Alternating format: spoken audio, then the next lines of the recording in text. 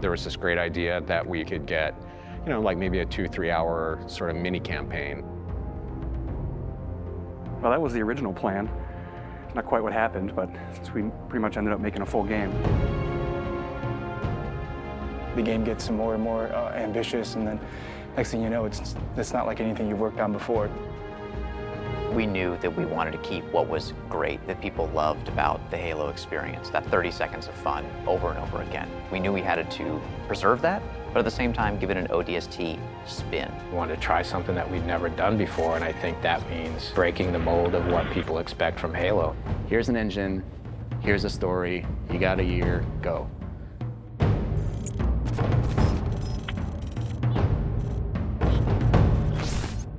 One of the great challenges that we had with ODST was, since we didn't want to be traveling all across the universe in this gigantic space opera, we wanted to really focus on one place.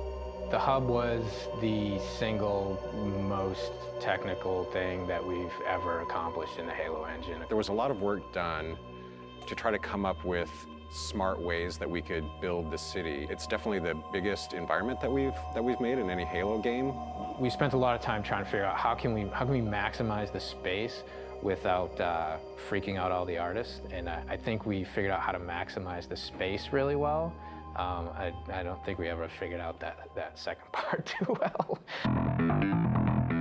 We want the player to have this open, visceral, you're in the city experience. We started experimenting with playing with elevation, playing with building shapes. It's a city that you actually completely walk through. Each BSP is directly alongside the other BSP. You walk through a door and you go into the other BSP. The road structure is not straight, it's diagonal, it's also multi-layered. I don't think we kind of realized how big the city would get. We basically had to build very specific tech that would give the AI the right type of behavior. We had the technology, we called it squad patrol. No matter where you were inside the hub, there would always be a certain amount of noise, a certain amount of enemy presence there that we could ratchet up and ratchet down depending on what we needed it to do. We need to have this dark, moody city without making it unplayable. I wanted to get a feeling of rain at night in an abandoned city. I would still like to score the emotions and mood that we want the player to feel when they're playing the game. We want people to explore the city. We want people to find this, this kind of hidden little sub-story. What if the phones rang? You're alone, you're in the city, you're trying to unravel a mystery. That's the feeling you have every time you're the rookie. What's fun about being an ODST? How's he different than the Master Chief? What kind of problems does he face versus the Chief? If they're not the walking tank, they really have to pick up weapons that they're going to use. There were things that we added. The silenced submachine gun and the silenced pistol are absolutely the best tools for the job. Something the ODSTs have that Spartans actually don't. Silenced weapons at night, they feel cool, they look awesome, they're really sweet to use. In real life, silenced weapons don't have a whole lot of sound. So we had to kind of Hollywood them up a little bit, kind of make it so that they sounded like they were silenced and supposed to be silenced, but yet still powerful and fun to fight with.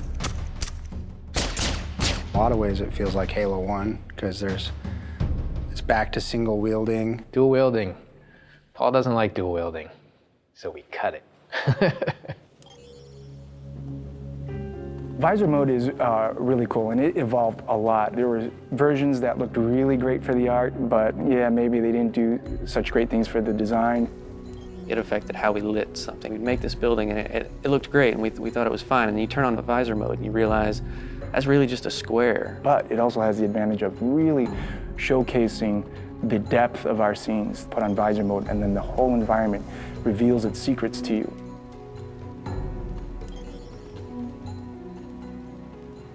You know what sucks about big cities? You can get lost really quick. And that's where we came up with ideas for the Visor database, where you have a great map of the city that not only shows you where you are, but allows you to choose where you want to go. If you don't have that tool to help you navigate the city, you're never gonna find the high action flashback scenes, which we were banking on to be the core fun of the game. It's a very simple idea. It was an amazing struggle to get there. When you combine those things that we took away with things that we added, such as the visor, even though you might feel a bit more vulnerable, you have the right tools for the job. The hardest part moving from Halo 3 to ODST was just the difference in the play styles of the characters. If you look at the Master Chief in the course of the Halo games, he became ridiculously powerful over time. And ODST feels very different because when you start taking fire, you can't just continually keep kicking ass. You have to actually look for cover because you don't have a motion tracker like the Chief. Bringing back the health was something that was born out of a discussion about how can we add long-term level of tension to the game. For us, health is important in the ODST's world because it reminds you that you're vulnerable. We want to experience the story through the eyes of many different characters. We wanted to bring back the guys from Firefly again, Nathan Fillion, Adam Baldwin, and Alan Tudyk, trying to find the perfect film noir blonde. We thought about Tricia Helfer. Orders are orders. Come on, Veronica. What could be more important than that carrier? My orders. And Buck, call me Captain. I'll pass on that dance, but you can show me where to sit. These little scenes, we wanted to have their own mystery. It was the story of one guy, one object, one high action moment. And for us, the clue objects were the key.